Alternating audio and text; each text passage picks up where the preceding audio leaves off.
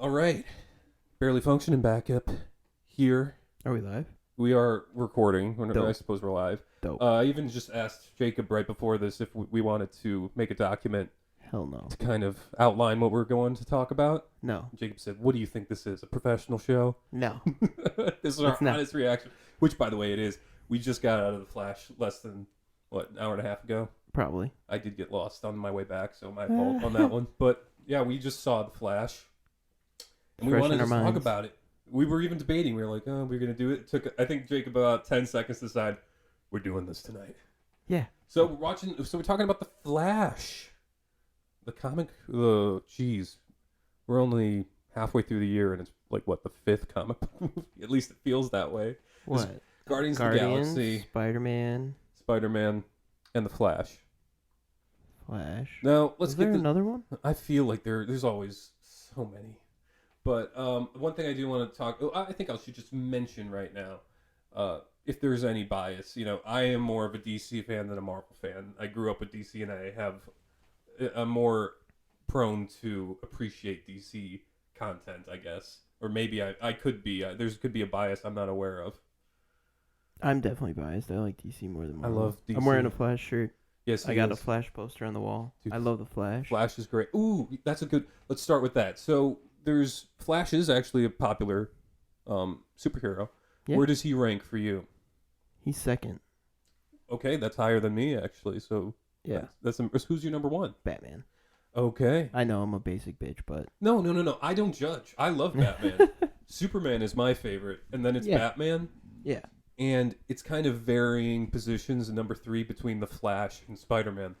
It's the Flash is second for me because I grew up watching the animated Justice League cartoon. Wally West was so good in that. And that's what introduced me to the Flash, and then I just exploded. That was my introduction as well. Yeah. But we digress. This one is starring Ezra Miller. It was Yeah. planned to come out in 2018, all the way back when they actually had a I'm pretty a sure that was roadmap. when they announced that was when the movie was supposed to come out. And through all these delays and production woes and hiring and firing of like 5 different directors, When did BVS come out? BVS came out in 2016, same year as So that Civil was when War. they teased March. Ezra Miller as the Flash. March 2016, they teased Ezra Miller as the Flash. He was all gangly and gross. So before we got this movie, the Flash show had its entire run oh basically. my god, you are correct in that. I didn't even think about that. Like BVS, it was the second season. Well, they basically announced both. Like the first season of the Flash was coming out, and they announced Ezra Miller was going to play the Flash. Mm-hmm. I remember With the first, it was stupid. Like before the premiere of the Flash TV show, they announced Ezra Miller was doing the Flash in the movies. Oh yeah, so I it was a slightly big remember that. controversy. Like Amel was pissed that they did it because it's like, come on. Amel repped his brand Oh yeah. of Arrowverse, and I But the really enjoyed Flash the first show- season of the Flash as well.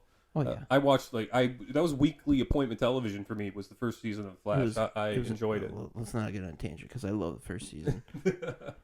But the entire show had its run before we got a solo Flash movie. Which is crazy to me. Well, it's crazy to me when you just look at this in a way of like, well, it was across the bear as a DC fan seeing Marvel characters like Ant-Man and Doctor Strange get solo movies, Mm-hmm. and then there's an icon of comic books in the Flash, and he isn't like it seemed like it was a She-Hulk got a TV Exactly. show before the Flash got a movie. and so How? it's crazy when you put it in that perspective, but the Flash itself, let's see, you said it, yeah, 2016 was when it started, then Justice League came out. Reception to that one personally for me is I did not like the direction they took on the Flash. in Neither the one of us Justice did. League. Yeah, And that's why we thought this movie was going to be a hot, dude, yes. steaming pile. Going into this, I thought this movie was going to be garbage. I thought it didn't look good. Everything I saw online, I'm like, this is going to be a rough movie. I'm going to have to grit my teeth through. I'm going to have to white knuckle the seat just to get through this. I thought I was going to be in for a Thor Love and Thunder situation of I me thought so too. being not just like disappointed, but actively annoyed. And the trailers for this movie did not do it justice. Dude, the trailers and then all those weird kind of testimonials that they put on, like, oh, The Flash is the movie of the summer. Like, and like I swear they paid hundreds of actors to say The Flash is a great movie. Yes. That's what I was thinking, because every new hour, some other actor would come out saying, just got an early screening of The Flash, fantastic movie. Like, Tom Cruise got an early screening. It's like, why is Tom Cruise saying The Flash is a good movie? It's so confusing to That me. was the weirdest thing. That one, the only thing weirder than Tom Cruise just tweeting out, or like getting a notice that Tom Cruise saw it and loved it, was seeing that Stephen King was like, That's oh, right, I yeah. saw it and it was great. And I'm like, what in the world? Now that we've got that out of the way of what we thought going into the movie, I can say, starting the movie, it's not one of the movies. It did not hook me right away. I thought, oh no, I'm right. This is not going to be something I'm into, because it starts out in a very weird way. And honestly, if I'm going to be completely honest, the little like opening, maybe the first 15 minutes of the movie, in my opinion, doesn't really match for the rest of the movie tonally. Yeah, no. It's very strange. The opening is so weird, and it was just, even the way he was playing Barry, that it was the way he played it in the beginning. That's kind of the Barry that I'm like, oh shoot, I hate how he plays it. Just as this real nervous, like high energy, kind of weirdly social awkwardness guy. And then he went off and he helped a distress signal from Batman to save with the Gotham City. The Batman action in that I thought was fine, but what they had Flash doing, I'm like, oh god, this is hard to watch. The Affleck costume was great. The gray and blue. Oh, blue! I am a big fan of blue Batman. So the fact that it's I liked the blue and gray. I liked the look of that, but the actual costume itself, I thought was less than desirable. I thought it looked really weird. Yeah. The chest area, the torso of that was probably one of the worst bat costumes I've seen in a long time. Worse than bat nipples? I would actually say yes. It was because I almost didn't even see the Batman-esque of it all. But yeah, when they were, what happens now? First of all, we're starting to talk about the movie. There's no point in doing a spoiler-free section on this, in my opinion. We're not. We're full-on spoilers. Reviewers. We're just people wanting to talk about it. Exactly. So there's spoilers already, but there's this. I really disliked the weird environmental disaster aspect. I know sometimes that's very common in DC movies for some reason, that they're like, well, what problem should the hero solve? And it's always so weirdly environmental that they have to work with. Like, well, Superman, he was working with an active volcano. And that's why he couldn't come help. Right, and Flash, what they had him do. But hold on. But that happens in Justice League Ultimate, the TV show. The all the time. All the time. And there's like, well, why? Because that's when they started introducing, like, oh, there's hundreds of members in the Justice League. And they're like, well, why can't Superman help? Oh, they're helping an earthquake in Haiti or something. It's always natural disasters. And so... well, because that's more common in supervillain. I completely understand. But then the showcase that they decide to do for the Flash was basically an earthquake type situation. A building was going, and instead of just a regular, like, evacuating people from a building, it was a falling nursery. And I was like, this is the weirdest way to kind of get someone hooked in a movie, was seeing literal, like, 8 CGI babies in danger. They definitely wanted to have a scene like in Days of Future Past. I think that's it. But Quicksilver. It was such a choice. It was such a strange choice, and they stuck with it. And it was wow. This is how you want him to be showcasing his powers. And it was always fun. It's a fun aspect with the Flash. His metabolism is always fast. Yes, but it's always like a quirky little comic relief thing. It's always something said as just like a quick little thing, like, does anyone have food? Yeah. So but in this one, it's almost like they really almost bumped it up to almost a subplot where it's like it was this movie. Yeah, he needs to keep his energy showed up multiple all times. the time, and it's always it was always played for comedic laughs, but it was just weird for me because it's more like how it affects him in civilian life rather than in his superpowered life. Yeah, and I prefer it that way. But so after that whole section, he and Batman obviously save the day, and then Wonder Woman shows up at the very end. New costume. You pick up on that? No. Oh yes, dude! It was based. So they gave a character that's gonna be different. Everyone got new costumes, and so the Flash's new costume. Dude, that's what I want to talk about. Is that one of the many reasons I didn't like the Flash in Zack Snyder's things, is because of the choices they made with the costume. I thought it was a stupid costume, and on top of that, I didn't like the interpretation or the acting of the character. But I didn't even, I was like, the Flash is one of those iconic costumes where Yeah. they got it so right that they never need to change it. And so that's another reason why I hated Zack Snyder's take on it Mm-hmm. with all the weird like kind of bands, the It was black like rubber wire bands. holding it Wire. together. I know, it's just I hated it. And so the fact they didn't even mention it or they didn't go through anything, they're just like, hey, he got a new costume, he looks like Flash now. Perfect. It was a great costume. Dude, and that's another thing is that I was gonna say that even though I am not a fan of really Ezra Miller as the Flash, I think he was fine in this movie. He did a way better job. Yes, he did not ruin this movie by any stretch of the imagination. But I still think that they're it's not like he's the one and only. Oh, like, no. I think they could do much better in casting Yep. the Flash. But it helps when the costume looks so good that you just it helps you accept that you're watching the Flash. Yeah. Where when it's the Zack Snyder version, you're like, man, this isn't Flash.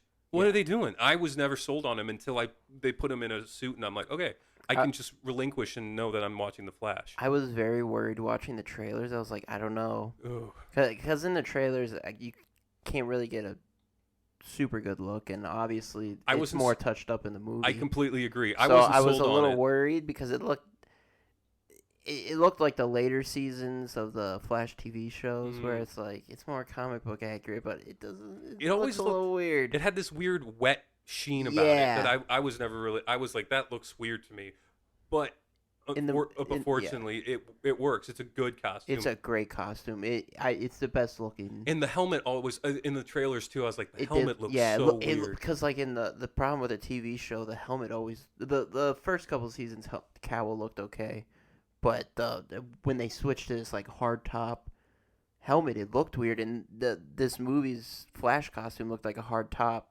Yeah. cowl, and I was like, it looks weird, but in the movie it looks great. You get used to it almost. I think it Yeah. helps seeing it so often that you're like, yeah, no, this is And right. I am thrilled with how much we got to see it. Dude, oh. Well, okay, yeah. So at the end of that, Wonder Woman shows up. Anyway, her costume is more New 52 because instead of gold, red, and blue, it's silver, red, and blue. I didn't see it. So I picked up on that immediately. Because it's a quick cameo. She doesn't really get to do much. It's just like she shows up, doesn't have anything fun to say.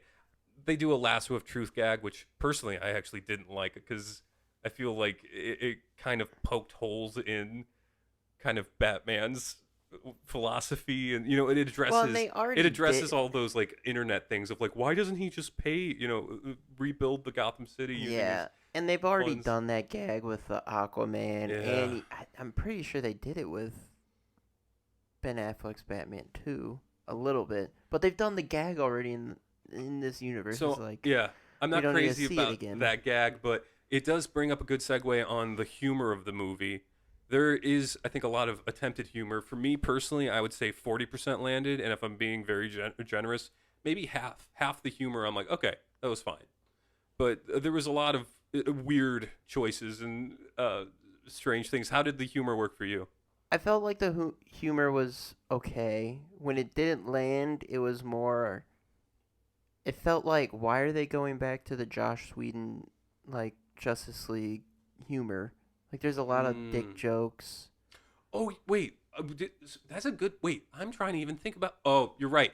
With the costume and The kind costume and with the lasso of truth, he has that sex joke. It's like, why are we? that was pretty weird. Why are we going back to this like weird humor that's out of place? That's a good point. See, That's the humor for me that didn't land. I felt like everything else was fine. Oh yeah, well the humor didn't land for me on that one. It was mostly when I felt like Ezra Miller was overacting or overdoing something. Either Well, kind okay, of going for a gag. So I want to talk about the humor of Ezra Miller when we get to the later part of the movie. Perfect, definitely. Because I think the version we see in the beginning, like the version we see of Ezra Miller in the beginning, Mhm. Flash, I like how he's portraying the older Flash. Right. So there's two flashes. Yeah. So after that, he just kind of casually brings up to Bruce like, "Yeah, I can time travel, by the way."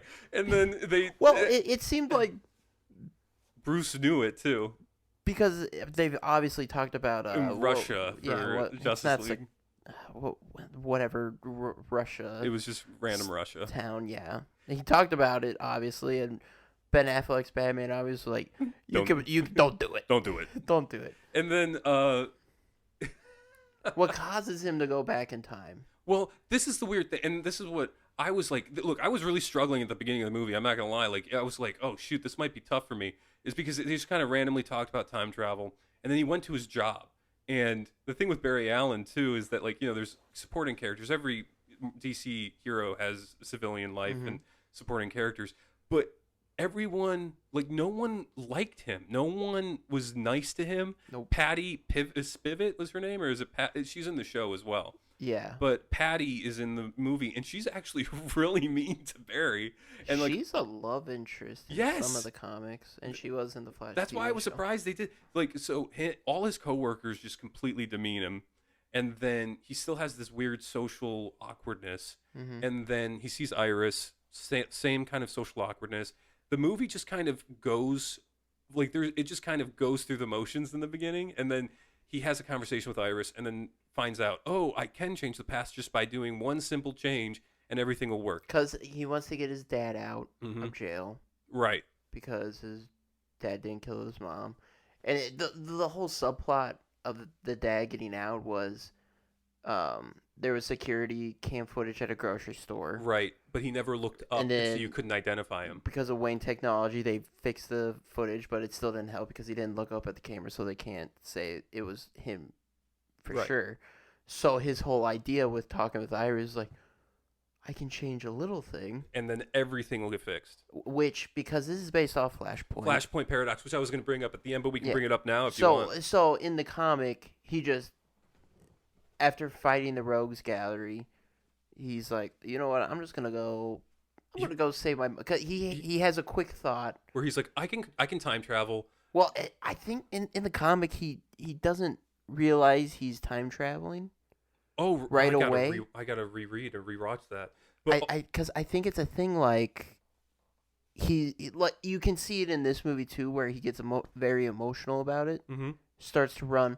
Oh, that's how he does. He figures out he can go into a weird time travel bubble before he does the full time travel. Speed Force looked pretty cool in the movie, but it was It was something- weird. It took me a while to get used to it, and I was like, Yeah. okay, I can accept this. But at first, the first time I saw it, I'm like, this is strange. Yeah, because in this Flash movie, he gets upset because the footage didn't work, hmm so he ran out. And just figured, oh, if I do this, my mom will never die, and then everything will be fine. Yep. So he go. What does he do? I already forgot. The first time he does it is he just puts it. Look, it's Oh, kinda, that's it- right. Look, at first I thought, well, this is kind of stupid that it all rolls around on a tomato can, but at the same time, I was like, I kind of appreciate that they really said, like, yeah, it's the tiniest little thing, Yeah. and everything will be fine. So- it grew on me. But yeah, it was she forgot tomatoes and Yeah, a tomato. You get a whole like past scene seeing the family happy Yeah. when because he's talking to his dad saying like, yeah, I can't get you out of prison basically, and he's having this flashback at the same time. So basically, he just the goes, mom forgot tomato sauce. he rewinds Dad goes 20 to the years. store. Mom gets murdered, which pisses me off a little Okay, bit. yes, thank They you. still don't say who killed the mom. Mom, yeah, and There's a brief line that says some dude broke into the house thinking no one was gonna be there. that's the weird thing is anyone who's like a fan of Flash knows it's Reverse Flash. He's kind of Exactly. the author of all of Barry's pain, and in this one it was very vague. And there was one moment at the, And they just went yes, real quick. it was strange. But if you see the movie, you'll know exactly what we're talking about. Anyway, so he goes back, gives tomatoes, which I actually kind of like the tiny little nuance of that whole thing having a ripple effect. Yeah. It was at first I was like, well, that's kind of stupid, but then it grew on me. I'm like, no, I kind of like the fact it's just a small little thing that you would never think about, Messes up everything. and it changes everything. Yep.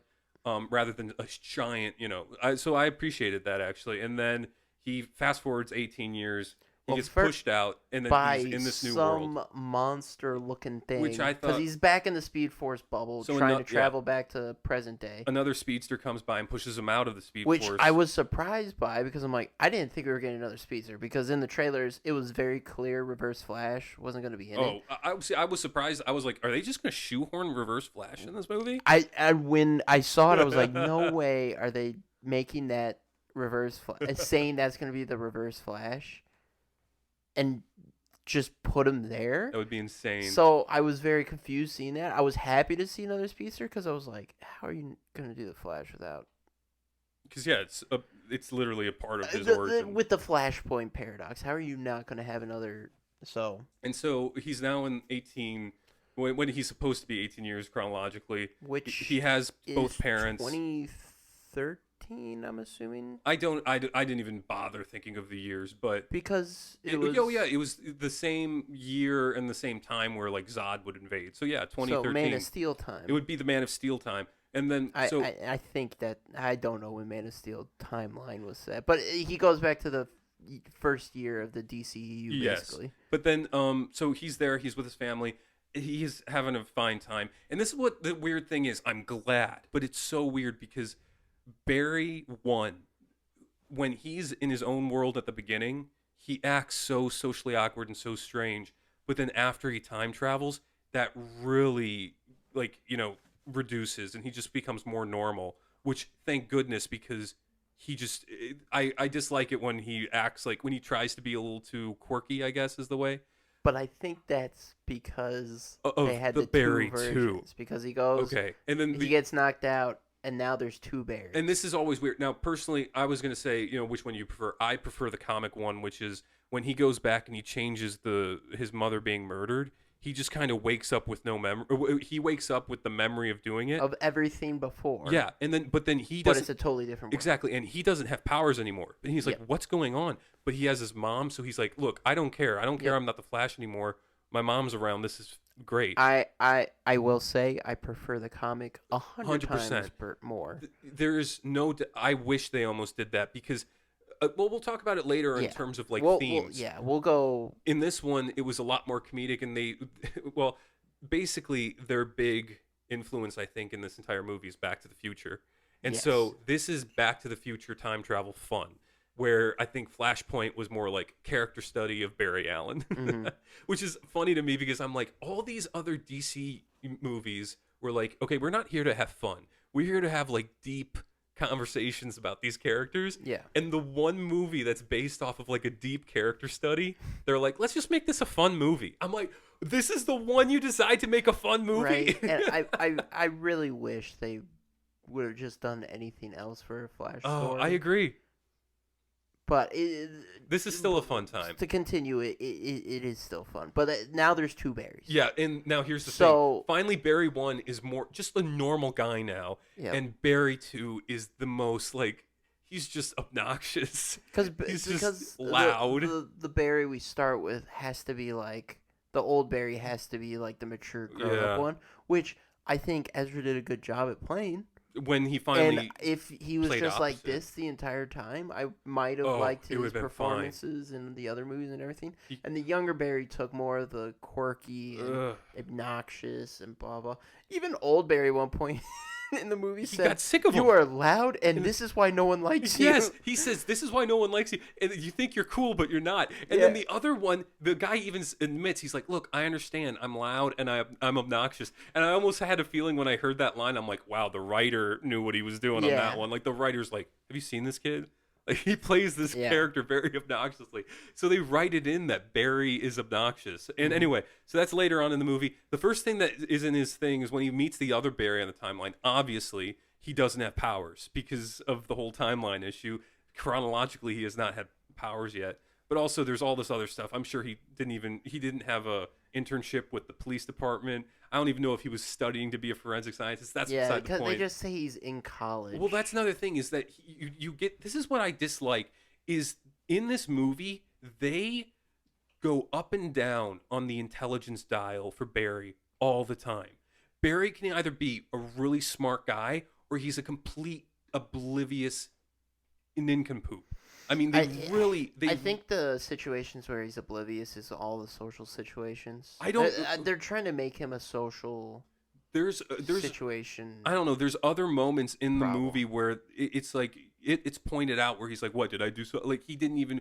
Oh, at the very end, one of the lines he said with when the courtroom steps for his quote about the spaghetti. I'm like, okay, that was terrible. And then someone, But that's I understand social, that's a joke. Well, no, not that it's a joke. It's Okay, like well- a social. Well, here's the interaction. thing. Okay, they're playing with the dials the entire Yeah. time between social awkwardness and intelligence for Barry. He is not a consistent character on those two fronts. I will say Which, that. From the comics is totally different because He's a smart, nice guy. charismatic. He's a nice likable guy. Yeah, He's like honestly, he's one of the most likable guys in comics. he's charismatic. He's not social. Not at all. Socially awkward So like us. but that's the thing is there was just varying degrees of it, and it was going up and down the entire movie between how smart he is in a scene and how awkward he is in a scene, and they were doing whatever fit. Anyway, so the first form of business for him, and this was very Back to the Future, which was like good and bad at the same time because you're like, okay, this was obvious. Like they almost didn't hide the inspiration, but it was so fun that that personally I didn't mind. Is that he's like, oh my God, this is September 29th. I get my powers on this day. Yeah. And that was so Back to the Future for me. He's Yeah. like, we have to be there in 30 minutes or you're not going to get your powers. What the hell's a gigawatt? And so he takes Barry 2 to the police department. He finds the chemicals. He finds the room. He recreates the entire thing. And then they both get hit by lightning. Barry 2 gets his powers while Barry 1 loses his powers, which I'm like, okay, I understand you need a plot of the movie. That Yep. makes sense. And so now the inexperienced one has powers, the experienced one doesn't. I like how the one gag that I actually did appreciate was when Barry 1 finds out he no longer has his powers, he tries running again, and he does that stupid run. Which they fixed in his movie. His running in this movie is not so stupid. I mean, yeah, it's still like he strikes poses, and it's kind of it kind of struggles with momentum because I like how Grant Gustin can just kind of boom dash away. Yeah. Where it seems like Ezra always has to do that dumb, weird, like monk pose, yeah. and then he starts But running. compared to like the Justice League and what was the other film he was in? The Justice. It was just both two Justice Leagues. Leagues. The CGI for the running They really didn't was do way better. not so much of that. And I just like Oh. the him going into like the Speed Force, like not the time travel stuff, but just like him actually running around. That effect. And they were slowing down. The effect looked great. I agree, but that was one gag that I really did appreciate because Yeah. everyone was like, "Who runs like this? Right. Like no one runs this way," and so that was a really good gag. Almost let's see, trying to remember. Almost after that, Then he goes to his, the Barry apartment. 2's apartment, and you know, sees all the people that are there. actually, no, I don't know if that's the one because the next thing that happens actually is they're going around cities. Never mind. There's one thing I have to mention because they go back to his apartment, and then the Barry 2 is experimenting with his new powers, and the Barry 1's like explaining him the science behind it all, and you get the best needle drop in the movie. They play "All Right" by Supergrass, and I thought, oh my God, this is when I actually started having fun with the movie, and I had well, actually, the Back to the Future one was one where I was like, oh wow, I might have fun with this, and that needle drop happened, and I'm like, I love this part Was right in. now. That's a great song, and it fits perfectly to the scene. And so he burns. He has his, problems with his powers. yeah, The it's all first- comedic. It's like the Flash origin story without it being an origin story. It's kind of Because clever. you see him burning his clothes. He comes back. He learns how to phase through walls, but he phases through. He doesn't bring his clothes, but with it was a bunch of naked gags. Yeah, I was kind of uncomfortable with that naked gag. I was like, wow, they're really. Especially knowing what Ezra Miller's Yes. been in trouble with. And it's he like, does oh. he does it twice, dude. Also, sorry, throwback to the first one. After he saves the baby, it's so fun. It's not funny. And He obviously, puts the baby in a microwave. puts the baby in the microwave. But no, this is funny in an ironic sense, not a haha sense. But he tells a nurse that what she went through could be traumatizing, and to see a mental health expert. And I'm like, well, isn't that rich coming from Ezra Miller of all Right. people? Anyway, flash forward back to the beginning. So after he's experimenting with his powers, which is a fun scene, It is fun. I'm not going to be anti-fun here. This was a fun movie. They wanted it to be fun. They obviously didn't want it to be too heavy-handed. Then it's revealed that this is the same time where Man of Steel's happening because Zod comes down. Yep. Now this is the moment where this is going to be a hot take, okay, I was like, you know what? This is actually very similar and reminding me of Avengers Endgame. Because Avengers Endgame was kind of like this whole accumulation of the MCU, Yes. and they go back to the first Avengers Yes. movie and those events. And then in this one, it's kind of an accumulation of the DCEU. Yep. They're going back to the first one of those events. And I will say this. This look, I will say this, and it's a hot take. It's probably going to be an unpopular opinion. I had more fun and I enjoyed the time travel aspects of playing with this universe more than the way the Avengers Endgame did it. And I totally agree with you. And I'll talk more about it at the end when we bring up the Flashpoint paradox. But I think when it hit this plot point that Zod's back, movie took a turn for me, and I'm like, all right, I'm in. Because it gave me Endgame vibes, but they did it better, and I think it's because they weren't tooting their own horn. It wasn't so self-congratulatory. Yes, it was, this is the plot, this is how the story's moving forward.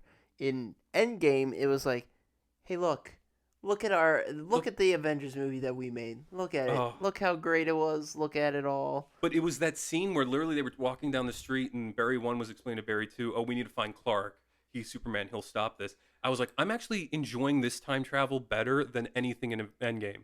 Yeah, And I was surprised. I was like, right now, I like it better than Endgame. It was cool because he was like, we need to get Clark, expecting him to be there. He's not there. We need to get Arthur, which was a funny cameo. They got Tamura Morrison. Yeah, when I saw the name for Thomas Curry. Yeah, I was like, please have him in it, and please. they did. And they did it. And it was a funny, quick. Oh. It didn't overstay its welcome. It was perfect timing. Yep, they didn't. The problem I have with Marvel movies they now, hang on a gag. the hold for applause when people come in. That's a good point. They do that all the time now, but it was just there, and it was that was my whole thing with this movie and all of its cameos. It's there, it's gone. Mm-hmm. So it was like, all right. In terms of adaptation too, it also has that great way of adapting those plot points in Flashpoint where Barry needs to find Batman and he needs to find Superman. Yeah. So it hit all the main plot points of just Flashpoint. in a different it way. was just different. I like the original Flashpoint better. Too. But what they did, it worked. Mm-hmm. It was fun. I wasn't angry. I'm not angry that they didn't do pleasantly exactly. surprised. Yeah. I'm not like, oh, they didn't do it exactly how they did in the comics. Right. Like I have with what they did, and to make it work with the DCEU stuff that happened, it was cool. And so, yeah, that's the first thing. In his mind, he's like, okay, I got to assemble the Justice League to stop Zod. Which makes sense. Yep. And so he's like, okay, Superman's not around. Diana's not around.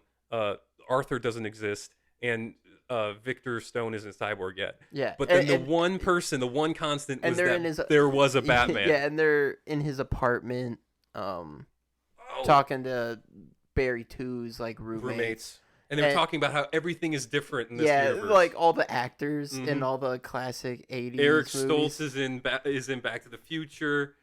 Kevin Bacon's in Top Gun. Michael J. Fox is in Footloose. I thought it was funny how he finds out there's a Batman. The Patty character says, because he's like, there's no Batman. And she just goes, I'm Batman. She does an and impression. He's like, what did you say?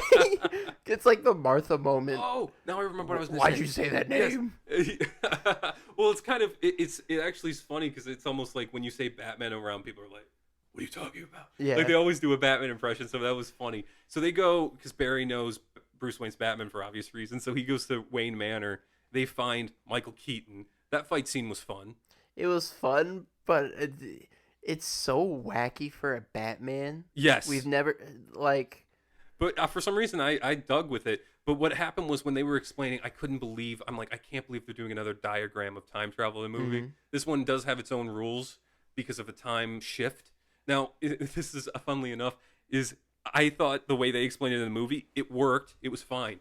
But the way they explained it in the comic and the comic movie is so concise that you can explain it in one line. And it was Eobard in Reverse Flash in the movie, and he always goes, think about it. When you break the sound barrier, you create a sonic boom. You broke the time barrier. There's a time boom. Yeah. Everything shifts. Yep. And I'm like, that's a perfect way to explain it. And they didn't do it that way. They No. went for this a completely different analogy where I'm like, okay, It was it kind of still a works. boom. Like a full Michael exactly. Keaton. Well, it's It has- Michael Keaton's Batman. Yes. Pops it. And he just dumps a bowl of spaghetti. He's like, "Yeah, this is what the multiverse looks like because of your Oh thing." my god! And I was actually I can't believe it because He did actually say, "Boom, multiverse." Boom, multiverse. But here's the thing: is I know, look, multiverses existed, but with today, just with today's day and age in movies, I don't want to hear the word multiverse Yeah, anymore. There's like it's- 5 movies with multiverses now, and like I'm like, last week. Oh, we should have done a podcast for Spider-Man. we'll get around to it anyway. So yeah, after that,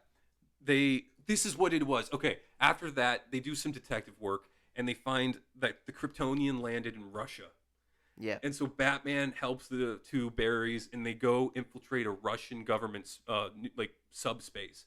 Okay, and this is what before we what? move to that, I'm very happy how fast they introduced Michael Keaton and Yes. got him back because he was playing this old man that Mhm.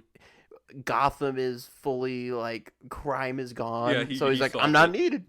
I'm just living He's- life and he now. even says, "I'll help you with this one thing," and Yeah, that's it. But I love how quick it was. It Dude, wasn't like Well, this him like reminded me- debating about whether or not coming back. It was like, I'm Batman. Okay, well, this is what I loved. Is just it was this image where I was like, I'm actually so grateful they took this approach. It was when the two after they skydived out of the bat plane, they were just walking up to this Russian area. And okay, by the way, Michael Keaton is fully like 80s analog with his gadgets, and it's hilarious. But he has just this thermal scope, and he's looking at this base, and they're just going to infiltrate it. It's as simple as that. And it was just that little moment where I'm like, this is what DC's been missing. It's this sense of like really appreciating the world of DC and the characters, and just kind of playing with them to their extent.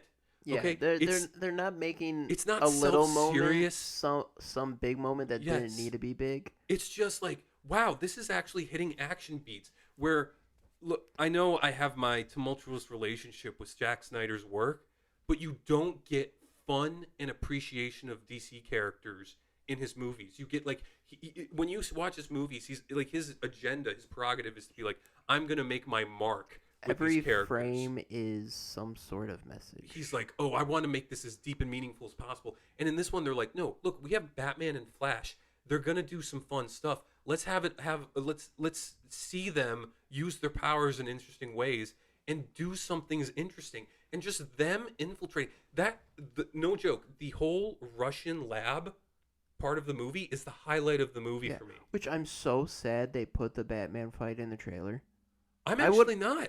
I would have loved I would have loved to just come into the theater not knowing that fight the fight scene where he jumps off completely and fights agree. them. They didn't need That to put part. that in the trailer. Here's the thing: is well, you in a weird way, the marketing of this movie really focused on Batman, and that had to do with Yeah.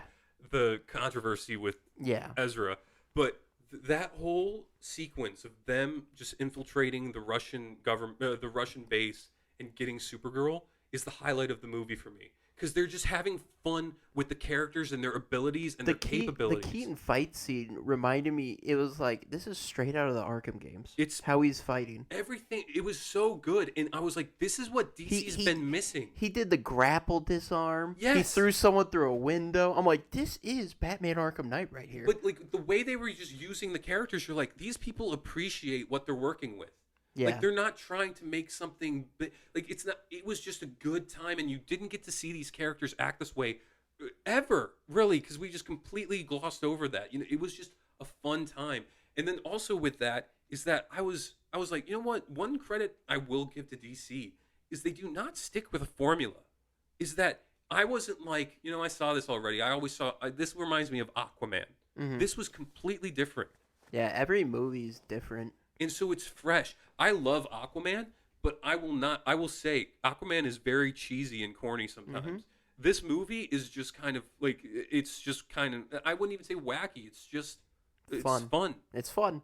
They Which were is like, let's what have all a- those people were saying before we saw them. We're like, they're out of their mind. But And- it was fun. And here's the thing is, like, you can't say, looking at any of, like, you can't look at Man of Steel and say, that was a fun movie.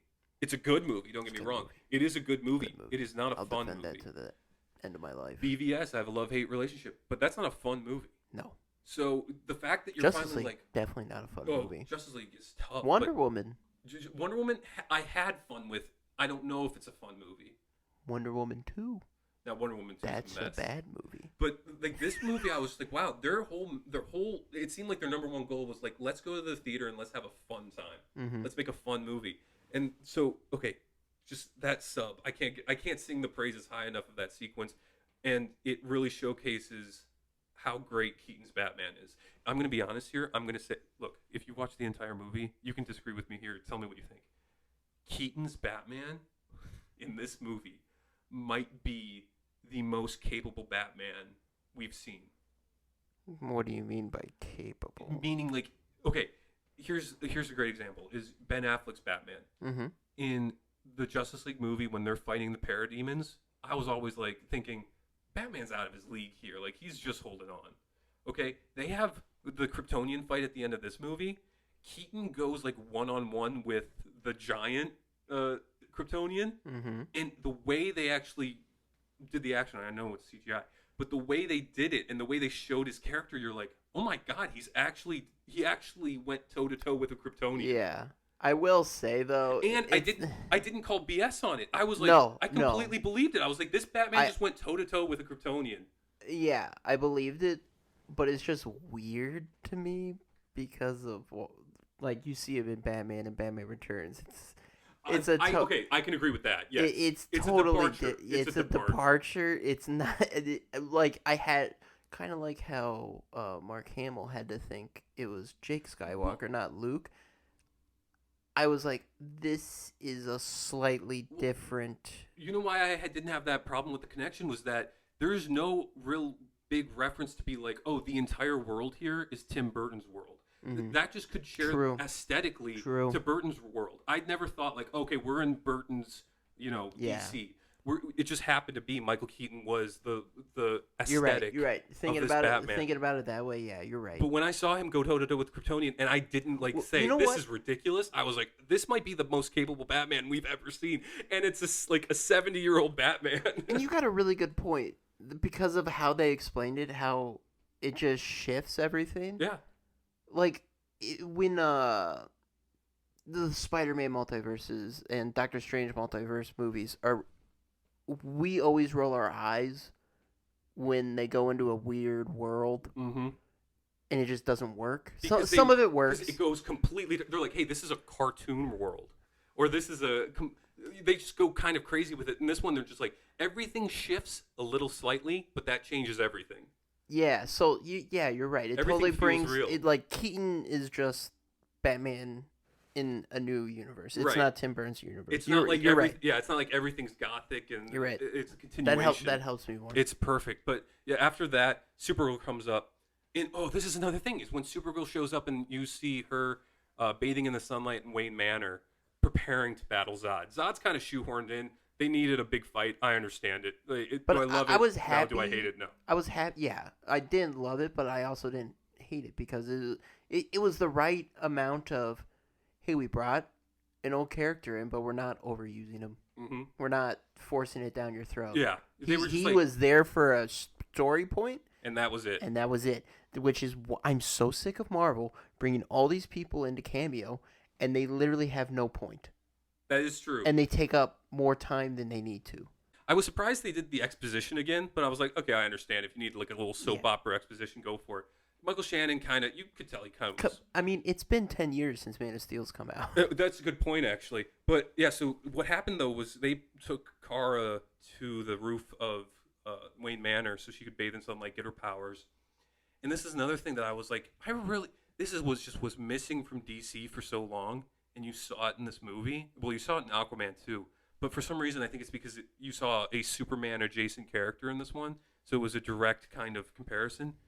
But there was color in this movie. Mm-hmm. When she was on that rooftop, I'm like, holy cow, things are so vivid. And- The reds and the blues, and you never got that in Man of Steel. Everything was kind of desaturated. And in this one, I'm like, yes, like it was a weird thing when you saw Supergirl and you had Batman, and I wasn't. Look, here's another thing: is like I think Ezra Miller did a fine job. I'm not going to sing his. It's not like I sing his praises. I like him in that scene too. In the scene where he talks to Kara? Yeah, on the rooftop. I Because, didn't, because that was Dumberry. I thought he was well, Dumberry in but that scene. that was the best scene with Dunberry, I think, because at least it moved character I for suppose. both. For both, because they did a great job with Supergirl in this movie. Because she at this point She had such she had that limited. she had Oh. that moment where she was like, "Yeah, Zod's here. I don't like him, but why should I care? The humans I don't care trapped about me." this. Yeah.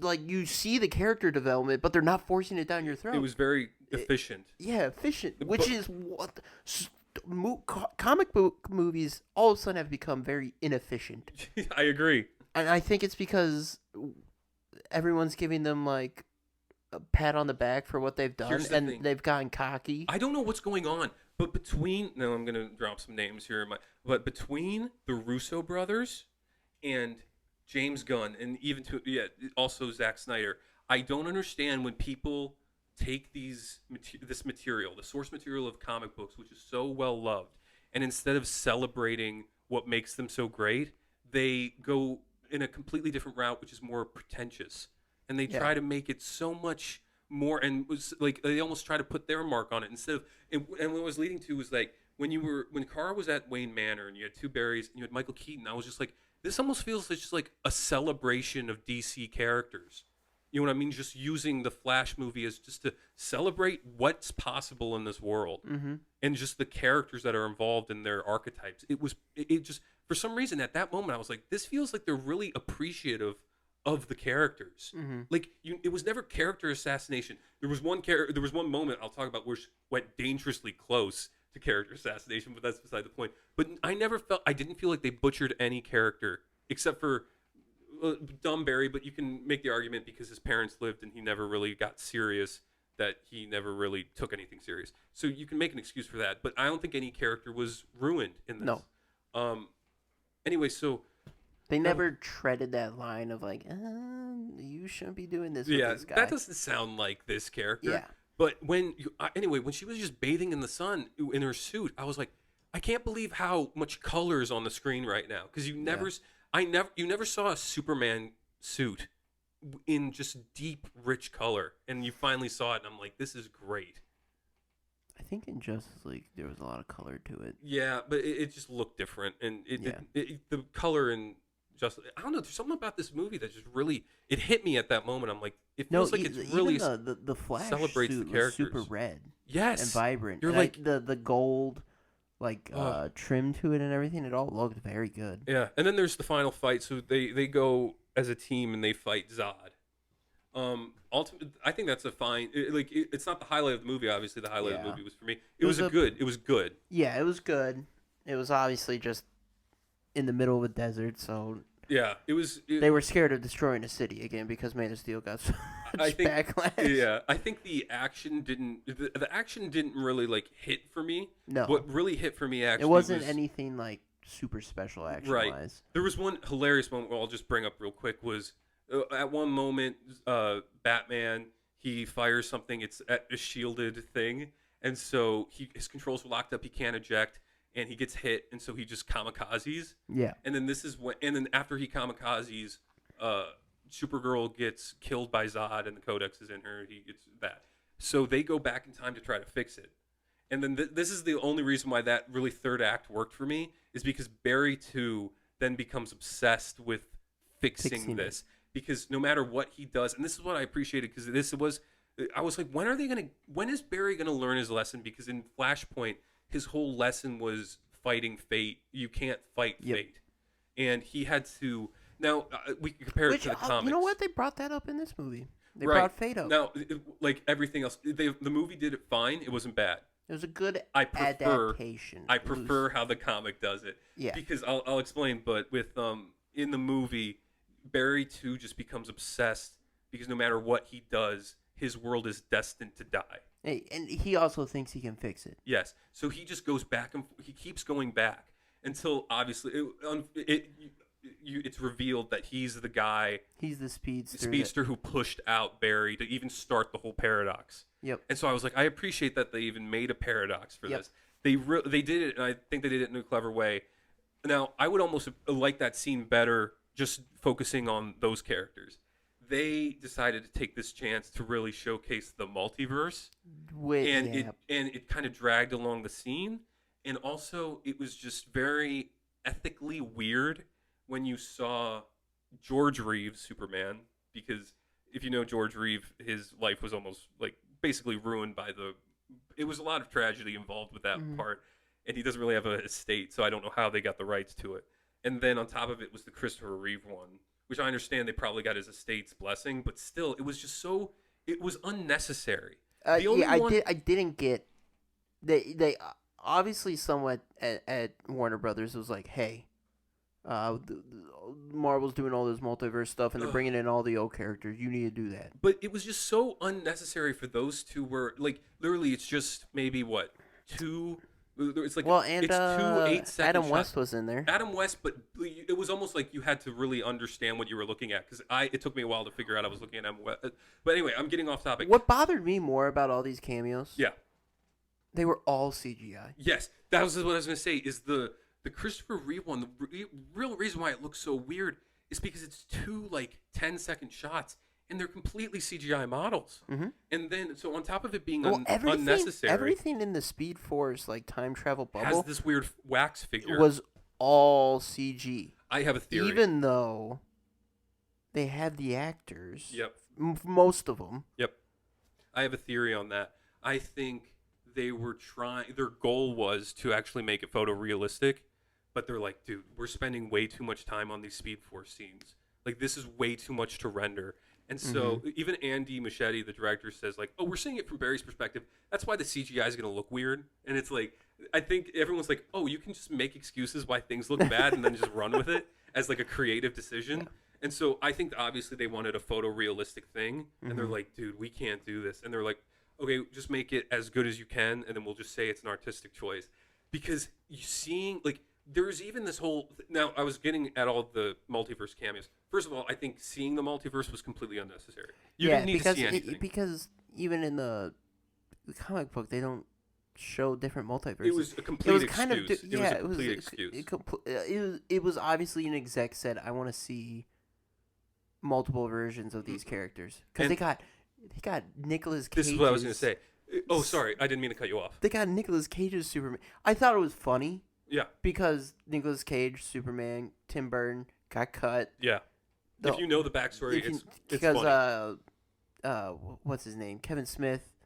Oh, yeah. Obviously, he had that famous panel where he's talking about this because he was writing the script. And the producer was obsessed with a giant spider. Fighting it because he wanted to fight a giant spider because Wild West just came out. Oh no, that's the one he made. That's the one he made. It's a great one. Look it up on YouTube. So I liked. I enjoyed that I saw it. That's what but it was out of place. It is out of place. But so ethically, it's weird for me to see all the unliving actors being displayed. That was ethically You've weird. had this problem ever since Grand Moff Star Wars. Tarkin, yeah. But then here's the thing. I actually liked this Nick Cage one. That was the only one I was okay with because you weren't going to see it any other way. There's no way you would be able to visualize any of that. So the fact they took the time and actually did the spider fight, it's like, oh wow, you actually get a visualization of what that could have looked like. Yeah. But the other ones were just kind of like it was strange. And can we talk about how weird? Because it looked like worlds colliding in on each other in the Speed Force. It was weird. But it was like reels, like the planet was made out of like it was like what's it called? A zoetrope. It was and I agree with you. Visually, it looked weird, and it was just the whole multiverse angle. Visually seeing the multiverse was so unnecessary, and it detracted from the Barry drama that was happening within the Speed Force. And it was obviously just there for just for fan service. But I'm glad with how quick it was. That you can, it did. The fact obviously it was they were gonna do this either way, but I'm glad with how quick it was. No one had speaking lines. Nothing was dragged on. It was just pure fan service. Exactly. Which out of the entire movie, other than the Michael Keaton Batman saying a few lines for fan service, of all the multiverse movies, this is like the least amount of fan service I've seen. I agree actually. Which is why I had fun with it, and it's great. And so this was the moment actually that it was during all this where there was this moment that was so close to bordering on character assassination for me, I'll tell you, is that Barry 2 is obsessed with fixing the timeline, and Barry 1 goes, we can't keep doing this. I have to go back and fix this. I have to put things right. And Barry 2 goes, and what? Kill mom? And in this movie, obviously, we were talking about, you don't see Reverse Flash. You don't see. They don't talk about who kills the mother. The same thought. And all you see is the mother with a knife in her. And I said, "Oh my God, are they going to have Barry be the murderer of his mother?" I was thinking the same thing. I'm like, please don't, please don't, please don't, please don't. Dude, that all occurred to me in the span of half a second when he said, "What are you gonna do? What are you gonna do? Go back and kill mom?" When they said that line, I'm like, "Holy shit! Are they gonna ruin Barry Allen in this movie in the last 10 minutes?" Because he's fine the entire movie, and in that moment, I'm like, "Oh my God, they could completely ruin it." Yep. Thank goodness they did not, because I was like, that would have been like the worst thing that could possibly done. Ultimately, the paradox resolves itself because Barry 2 sacrifices himself for Barry 1 from himself. So kind of it's a paradox of him killing his younger self accidentally. Barry goes back in time, and the best acted part of this movie is when he has to redo the problem. So when he went back in time the first time, he gave the mother the tomato sauce, and this time he has to go back and take it from her to make sure it's missed. This is one thing I like that they did, I think, better than the comic.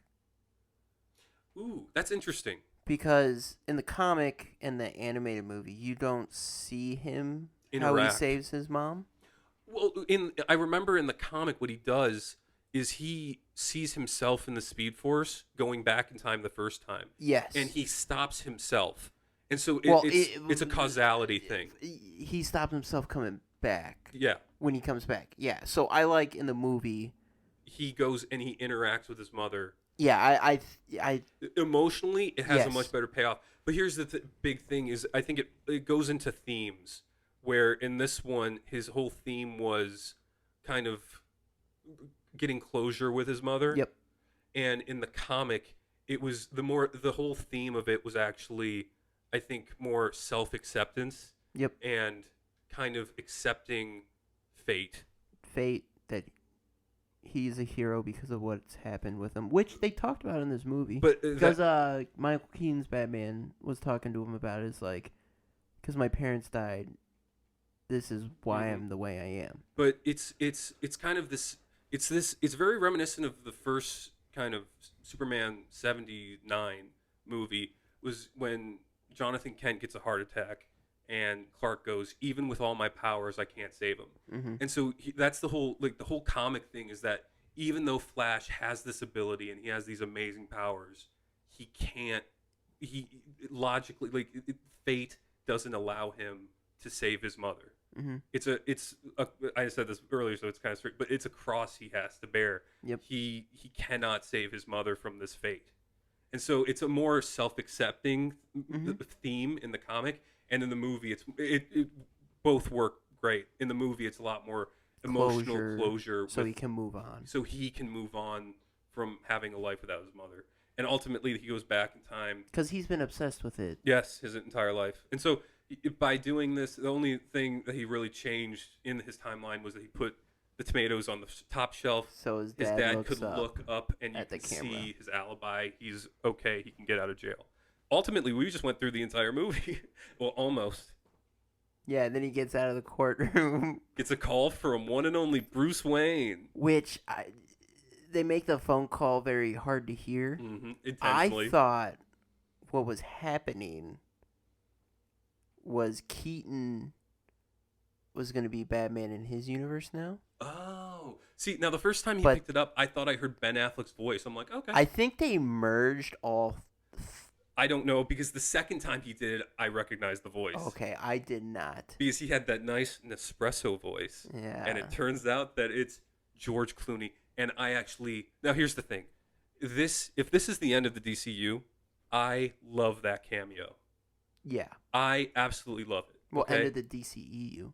Sorry, is that what I just... I meant DCEU's just started, Sorry, buddy. I meant DCEU. If this is the end of the Snyderverse DCEU, I love that cameo. Okay? Yes. It's just a good throwaway. You see Clooney, and it's perfect. It's a little disrespectful to Ben Affleck. Well, a little bit, but here's the thing: is I know Ben Affleck has a tumultuous past with Batman. If it is continued at all, it creates so many more questions than anything. Because I was like, wait, what does this mean? Because James Gunn talks about this being the start of something new. Which we've talked High about School for Musical. years, because Flashpoint starts the New 52. It starts a whole new continuity in the comics. And so I was like, wait, if Batman Brave and the Bold is coming out, does that make George Clooney the Batman? Did in they Batman just Brave? announce Yeah. the casting? Wouldn't that be something? But anyway, if this is kind of the end of everything, we're talking about closure. If this is the closure for the DCEU and Zack Snyder's kind of world, that was a great cameo. Just It was harmless and it was good. I agree with And you. it can shows be a that. little And disrespectful. another thing it does, just like in the comic, it shows there was consequences. Yeah. He didn't just fix everything. There are consequences. Oh my God! I can't believe Which there was a callback, like almost completely to the comic that we glossed over, was when Barry 1 has to regain his powers. He and Batman has to get- recreate he has to get recreate the shocked. accident. And Yeah, because in they the almost comics do it. he doesn't go back to the crime lab because he goes back to the present day. Obviously not. Mhm. He doesn't get put out in the day that he gets his powers. And so they sent up a kite during an electric storm, Yep. used the chemicals, he got his powers back. And dude, at first I was like, this is great. Because I even was like, this is awesome. The kite was bat shaped. Yeah. I'm like, this is I perfect. do love that they kept the silliness of Keaton's Batman. It was At good. one point, he pulls out a measuring tape. Oh my! We didn't talk when we about were that. talking about how analog he is, he is Yeah. truly analog. There was one point where he just needed to calculate everyone's weight to get the right up force Yep. on a shaft, and so he has this ruler that he has in his A utility belt, measuring tape. and he's like, "What does everyone weigh?" And I'm like, "I love this guy. He is such a boomer Batman in the best Yeah. way possible. He tries to hack in his gadget to the Soviet interface." And he has a flip phone. Mm-hmm. It is perfect, and it's just played perfectly. Yeah, I'm happy Keaton got to do it again. Oh God, it was so good. I've always wanted him to do Batman Beyond. Now, but I can't. I don't know if this is such a swing the other way, but I just had such a good time with this movie, and I was expecting it dude, to be it is so tough. crazy. We had dinner The more I'm before. talking- we sorry. had dinner before. We were like, this is went going to be the a movie. mess. We were just preparing for the worst. We thought it was going to be a mess. We thought, oh my god, we are. It is late, and we are thrilled to be talking about this But- movie, which we were not expecting. We've been talking shit about this movie for a year. I was saying I am not looking for even. Sorry, I will even say when the movie Let's go back to our started, DC podcast. Let's because do we it. talked about it. I'm pretty sure. dude. When the movie started, literally, I was like, oh, geez, I don't know if I'm in the right mood for this. This is going to be tough. And then it won me over. And I mean, that's the thing. The more I'm talking about, the more I'm like, I enjoyed this movie. The only thing that could make this movie better is if the casting for Flash was just better. Like I said, it's not. And it's, if he it didn't came do out a in bad. 2018, Okay, yeah. if it came It out is when it kinda was supposed to weird. be, Oh, when the but hype was there, he was this could have uh, put the DC on a completely different trajectory. in Oh, a I new agree. track, and we might still be in the DCEU. I agree. I if agree. They just figured out their shit. But yeah, just the time. But if fate had Fate- other plans. Fate had other plans, and if You can't fight you know what, fate. it probably would have been worse if it came out in 2018. I wonder, but this movie won me over. The more I'm talking about it, the more I like this movie. Like I said, Ezra Miller did a fine job. He did not ruin the movie. I can't sing his praises. There was nothing exceptional other than that grocery store scene with his mother. That was And great. I think he did a great job playing like the old mature Barry. Yes. So whenever he was with young Barry, you're like, okay, this guy can actually like. It's not annoying to watch him. Mm-hmm. But whenever he's on his own, you're just like, man, what are the choices he's making here? Mm-hmm. But ultimately, I recommend the movie. Right now, I could give it a solid 8.5. I mean, wow. I mean, I'm trying to think. I'm I'm terrible giving with it an ratings. 8 out of 10. I'm terrible with ratings. I mean, I'll be real. I always double The high double coming guess out of the myself. theater, I'm giving it an 8 out of 10. I'm surprised you're giving it that much. I'll give it an 8 out of 10. I almost felt like a little generous, so I gave it a 0.5 on top of it. But I mean, I think a solid 8 out The of 10. more I'm talking about it, the more I'm like, I mean, You know what? There was not one point in the movie where I'm like, come on. Like, we just watched Spider-Man. The new Spider-Man. Yeah. Great movie. Like I said, yeah, that's a good movie too. But you and me both, in the beginning, were like, man, this is dragging on. Yeah, they're taking their time. They took their time. In this movie, at no point was I like, oh, no. What are we doing? You know what? I'll put it down. Definitely I'll give it an 8. It could go lower in the future just because the more I think about it, it did take me a while to get hooked. But once I got hooked, I was hooked. But even the beginning, it wasn't like a scene went on too long. I think you were just hesitant to get into it. It was the tone. The tone of the beginning is tough. I'm not a fan. I don't think I'll ever be a fan of the beginning. If I watch this movie, if I get this movie, I'm starting at 20 minutes in. I mean, it is when he decides to go back in time. I'm trying to think, when would I start? No, when I would start the movie, like if I'm having a good time, I'm like, I'm gonna watch The Flash. I would start it when they're like, we have to get to the lab right now. I get my powers on this night. Mm-hmm. That's the start of the movie. That is the perfect start. Well, not obviously because there's nothing before it. It would be a rough start. But if you're gonna have a good time, that's where. That's when I got hooked. That's the Back to the Future. That's when I got hooked. Anyway, we brought up Spider-Man. Guardians of the Galaxy was also another one. I will say this: I enjoyed watching Flash more than those other two movies. I like Flash. I like the movie The Flash better than Guardians of the Galaxy, and the more unpopular opinion is I like The Flash more than Across the Spider-Verse. Ooh. I can see the other two. What do you mean other two?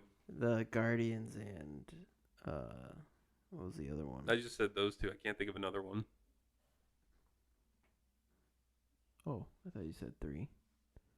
I'm just thinking. I'm deep in thought. Well, we can compare it to the other multiverse, which is Spider-Man No Way Home, which it's better than No Way Home. I like it better than No Way Home. I am surprised how much No Way Home was just fan service galore. Mm-hmm. When this Flash movie, it's not even fun. I'm just so thrilled that they didn't go crazy with the fan service.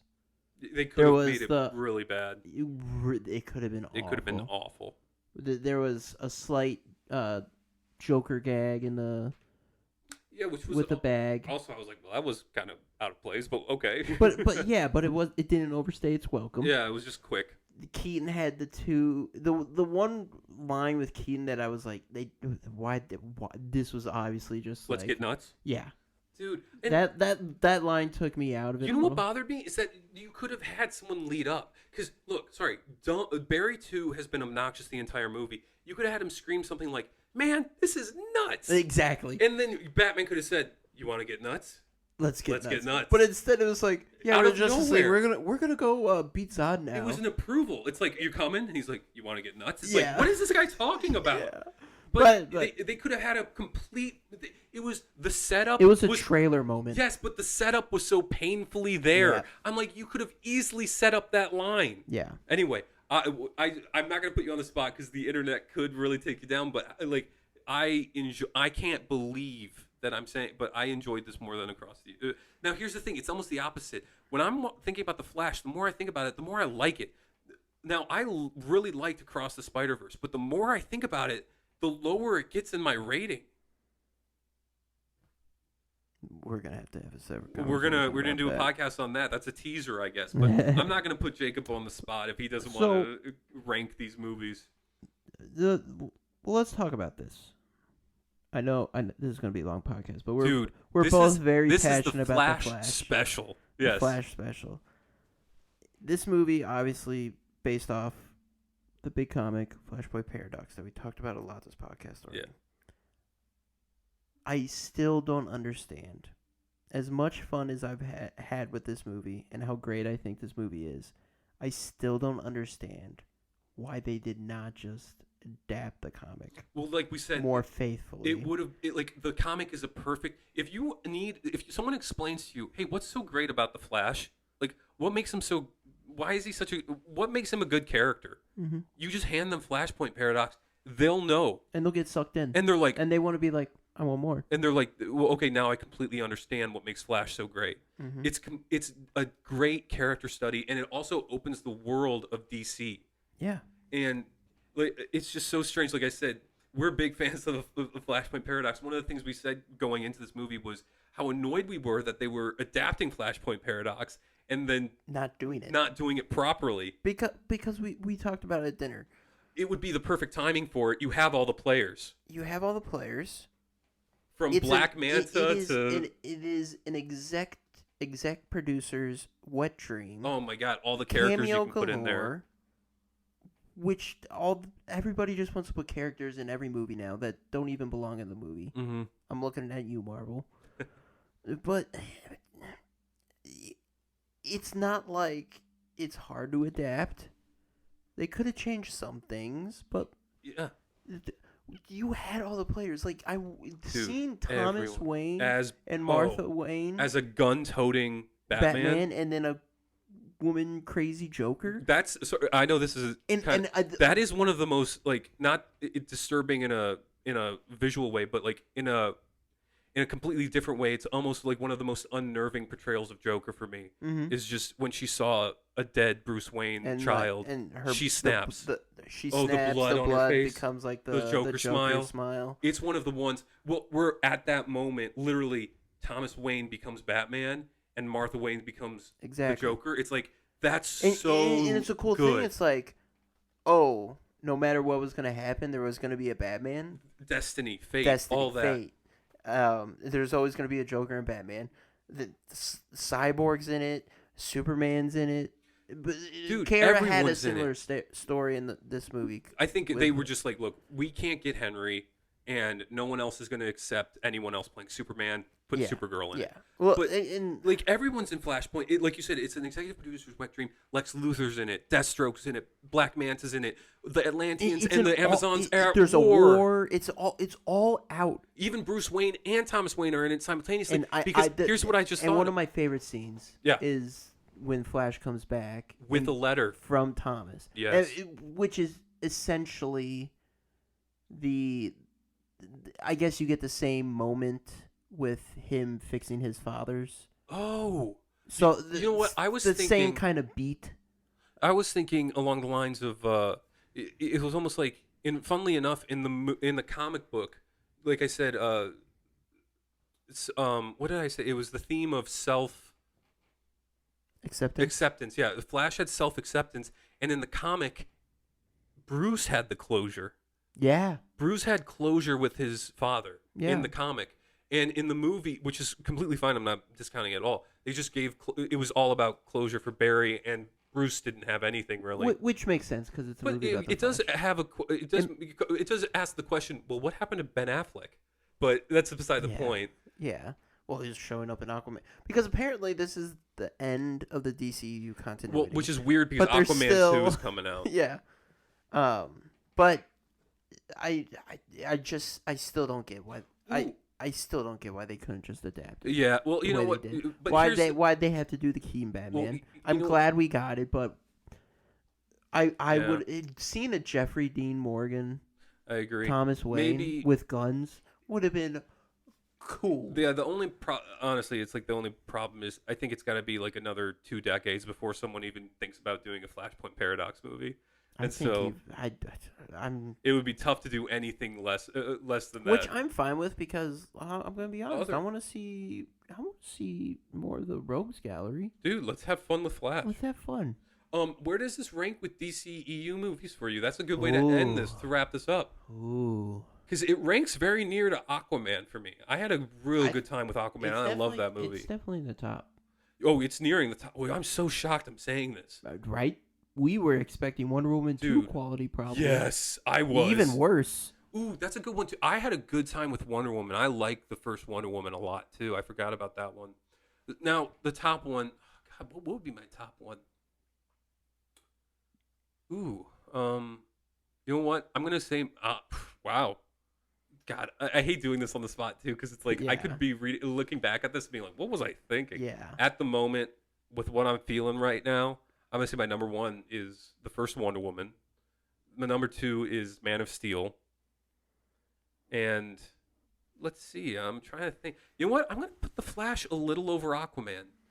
Me too. And then Me too. just a little. I put the Flash over Aquaman too. And then Aquaman right because below it. Mira ruins it. Aquaman for me. For me, the Aquaman, it's a fun time, but man, is it cheesy sometimes. Oh, it's so It's cheesy. a modern day Flash Gordon, and I mean that completely. It has the same tone as Flash Gordon, and compare them if you don't believe me. And then below that, now I personally now I like the movie, but there's a love hate thing going on with it. Is BVS, and everything below that isn't even worth mentioning. Even James Gunn's The Wonder Suicide Woman. Squad. I don't really You care didn't for mention that. Wonder Woman. Oh, that was my number one. Oh, it was. Because I had It's late, everybody. I I'm had sorry. a really good one. Wait, what did you say? Oh, it's I said late. it's late, and I. Are you apologizing for me, or that you didn't hear it? that I didn't hear? Okay, I thought you were like, look, he has bad taste. No, It's no, late. no, What no, do I no, want to that I do? didn't hear. But yeah, those are mine, and everything below it, I obviously didn't make an impression on me enough to mention it. My list is pretty close to yours. Which number one is probably Man of Steel, right? Yeah, I still love that movie to death. I fought for it in high school. I'm Dude. fighting for it now. Tooth and nail. You should have seen him. He was your champion, Snyder.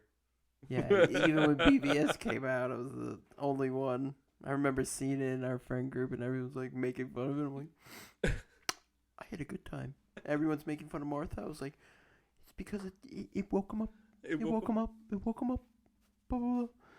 But yeah, no, I am shocked. It's a conflicting thing because I'm like, I just want the DCEU to die so DC can have a clear starting point and be like, all right, here's the fresh start. Let's try this again and let's get it right this time.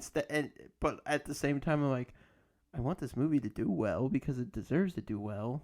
You know, yeah, well, yeah, I agree on that one. But it's just, it's tough when you get, because then maybe they'll get the wrong message and be like, oh, people want Yeah. more of this.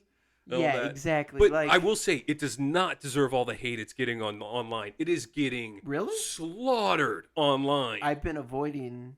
Oh my god! Till we saw it. I was like, yeah, it looks pretty bad. And then when I was reading all this, I'm like, I'm in for a rough ride tonight. It is getting slaughtered online, and it is unjust.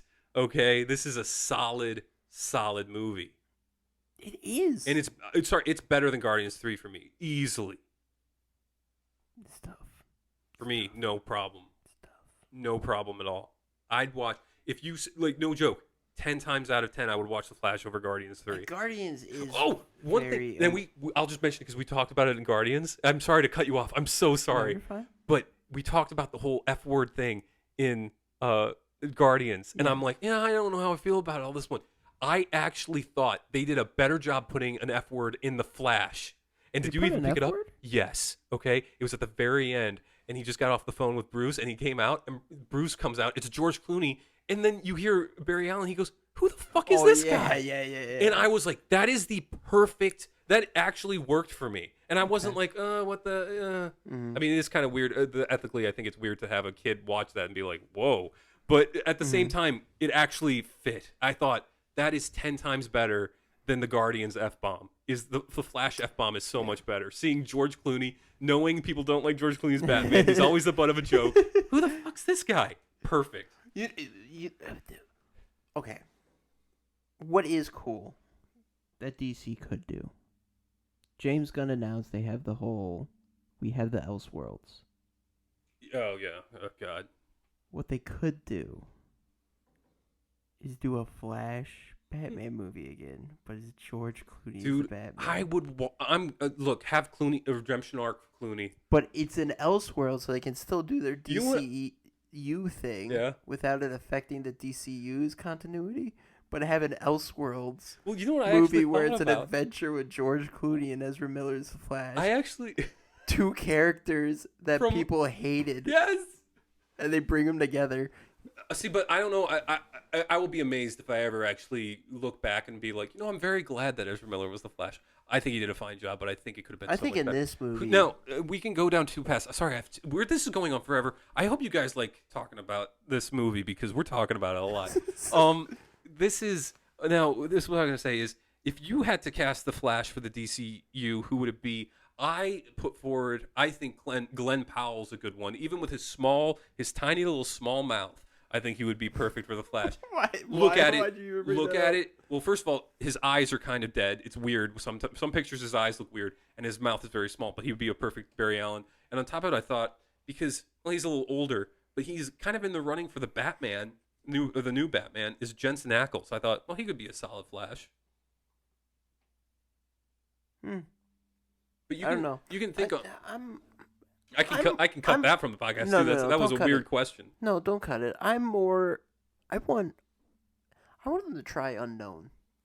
You know what? That actually could be the best. I think with some I think that's how comic movies. should be. I mean, I know Superman is really that's the one where it has to be unknown in my eyes. You in can't my opinion, Marvel's going a different route, get names. getting names, and to Well, be fair, to start comic book movies, you had to get names because you had to drag people in. I don't know about. See, now here's the thing. It depends on the hero.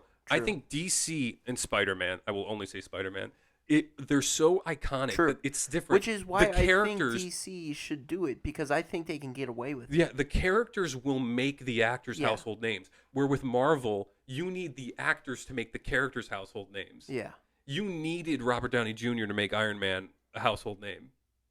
If Well, you couldn't cast it, you looking couldn't- back at the time though, Robert Downey wasn't.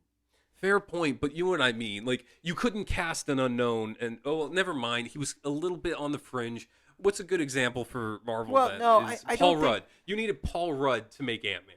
You But couldn't but- cast an unknown and be like, True. it's Ant Man, everybody. True. But I definitely think DC should go the route of casting unknowns You know what? because thought, I think it would. my line of I question. think it would put into the story way more of like I'm not seeing somebody, I am seeing the character. Yeah, if you cast the most recognizable person, if you cast Tom Cruise as Hal Jordan, you're not gonna watch Hal Jordan. You're gonna be like, holy fuck, Tom Cruise. Yeah. Um, Which I think that's why Star Wars did so well. Is- I'm I looking at my agree. Star Wars posters. Most of them are unknown, and those are the characters we love. Dude, if you had Steve McQueen playing Han Solo, you'd be like, holy cow, Steve McQueen. Yeah, or someone famous playing Luke. Who would be a good one back then in '70s? Al Pacino? No, that was. I'm trying to think of a good name. James Caan. If you had James Caan, no, he's more of a Han Solo type. Who am I kidding? But like if you, I know exactly what you mean. yeah, you get an unknown. And then you can just completely picture the character. Yeah, you picture them as the character. I can't picture Ian McGregor as anyone else other than Obi-Wan. He's always Obi-Wan. I saw him in Birds of Prey, and I was like, Sorry. How dare you? "Why is Obi-Wan? How dare you? What?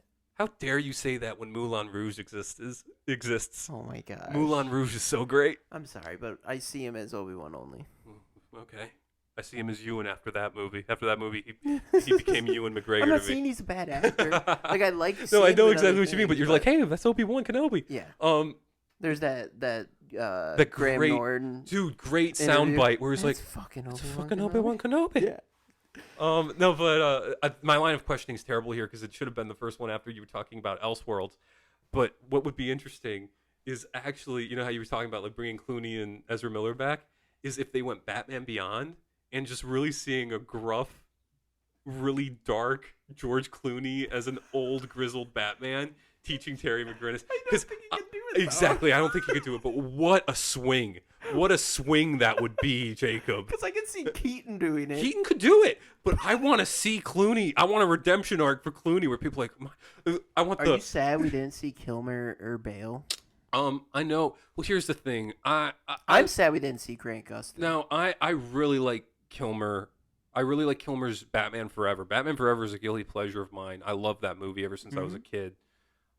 Great in Top Gun, great in Tombstone. But when you saw him in Top Gun 2, now even though it was great to see him, your heart kind of goes out to the guy just because of his condition. And so it would have been nice to see him.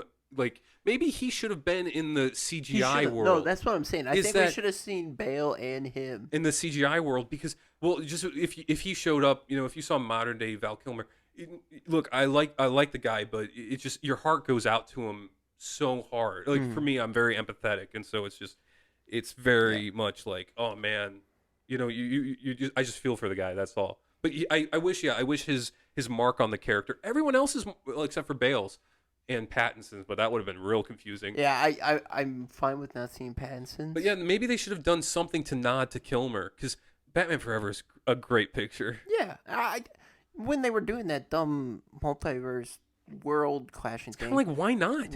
why I was confused on why they chose the characters they chose. Yeah, I think they chose the wrong characters other than Nick Cage. I think they chose the wrong characters to show, honestly. Well, if you're gonna show the two other Superman, you got like, why couldn't they show? I know there's a lot of Batman. There's a lot of Batman, but there's other Flashes. Why couldn't they show? Like They why? did one quick Jay Garrick, and I couldn't even recognize him. I Yeah, was trying it to be was like, the- whose actor was It that? was like the original dude that first played him. It was John Wesley Ships? No, Oh. before him. Before John Wesley Ships? What are you talking about? We got to look this up now. We'll put it in the video. We can't look it up at the moment, but Maybe I'm wrong. I thought it But was. why couldn't they get Grant Gustin's do a quick CGI shot of People him? talk about that all the time. I agree with that. I mean, he's And- played the character a long time. He is time. the character. To They a lot put of people. Ezra Miller in his show. They did. Why can't they put him as a quick CGI? Just a nod. Like, why couldn't they give a nod to all the? It opens up a door, they- and that's why it was unnecessary. They Did opened they- up a door, and yeah. they're like, "Well, why didn't they do this then?" Did they put the original Wonder Woman in that No, Linda commercial Carter. Wait, in the commercial, for when he was looking up Wonder Woman? Was that her? Linda Carter. That was not Linda Carter. If it was, then she does not look remotely the same you person. Never know. I would put good money. Now that would have been a good cameo. That would have been a good. Is if he cameo. looked up the Vegas show and it was Linda Carter. Yeah. That would have been clever. No, I will bet good money that's not Linda Carter. Okay. Great Tamara Morrison cameo though. We can all agree on that. That's something everyone can agree on. And We when need the- more Tamara Morrison. When he was like, "You're married to an Atlantis goddess," And he it just looks pans over over at to his wife. on a couch, and he's like, Very funny. No. What a great moment. But yeah, no, so this might be the record long podcast of ours. Man, we "You're thought very the first passionate." Oh, dude, apparently you start talking about an iconic DC character, we'll go off. We'll talk about it. We'll, For a long time. we'll talk about it. I mean, we should just have like a DC podcast. We could. dude, well, that's a very niche market, but if you guys are interested, No, we could have DC episodes. dude, DC we should specials. do more. We should do more. We could do watch-alongs, commentaries, all that stuff. We Guys, just need time. you need to We pop need off. viewers. We need patrons. we need some patrons up in this. But dude, I love DC so much. It has such a special place in my heart. And just seeing a DC movie that I really have a fun time with, yeah, it puts me in a mood like no other. I think Yeah, it's very exciting. it's just I mean, we've nice. had some good luck with them recently with the Batman. Well, I will say, look, Shazam 2 gave me the complete Hold opposite on. feeling. Of I have this. I didn't see Shazam 2 and I didn't see Black Adam. I just skipped those. I saw the Batman So- and then I saw the Flash. What we just heard is that Jacob is very lucky. So Jacob is great. So Jacob, you I knew revel to in avoid your 'em. dude. You keep doing that. Because no, dude, the last time. Now this is nowhere near the hype and the height I got, but it was the Batman. I was stoked on the Batman. Oh, yeah. For We the both were. longest We time. both were. Mentally, I was just in something in the way for like 3 months straight. I was going around like, I am Batman. I am the Batman. I'm tired, Alfred. The city, it takes from me. I was the Batman, man. So we will cover that sometime because we love that movie to death. Do we not talk? No, Dude, that was before If we started. did talk about it, guess what? We're talking about it again. Anyway, we got to sign off. I'm sorry. You know what? I No, hope you guys don't enjoyed it. We're not apologize. apologizing for anything unless we offended you. I'm so sorry. Come back, please. And we apologize. I'm kidding. No, I'm very apologetic. I will apologize for anything. You're not Canadian. I'm pretty darn close. I know. Um, Stop it. Well, see, that's You the guys- balancing act. Jacob Yeah. won't apologize for anything, Nope. but I'll apologize on his behalf. But anyway, thank you for sticking around this long. Yeah, that thanks. was, I mean, geez, that is the, We that wanted is- to talk about it. I mean, Stop come on. apologizing. What? We- Did I say stop- sorry again Yes. and I didn't even realize it? Yes. Oh my God, this is a condition. Sorry, everyone. Stop. Anyway, no, thank you for sticking around. Seriously, this is one of the longest ones we ever did. We hope you enjoyed it. We hope we can do more of this. Everyone enjoy your time. Go see the Flash. Go see The Flash if you want to. Have a fun time. Bye. Bye.